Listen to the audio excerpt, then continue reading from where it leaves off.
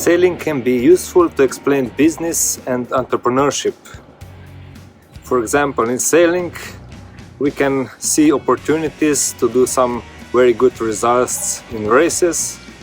Then we can maybe like to impress someone, or we would like to have some very good time on the sailing boat, and so on.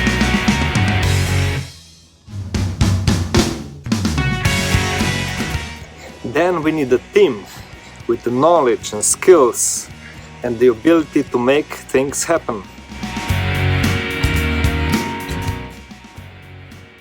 Then we need resources, such as money or other financial resources, in order to buy material resources, the sailing boat, sails, other equipment, and to cover all the expenses that are related to the exploitation of the opportunity.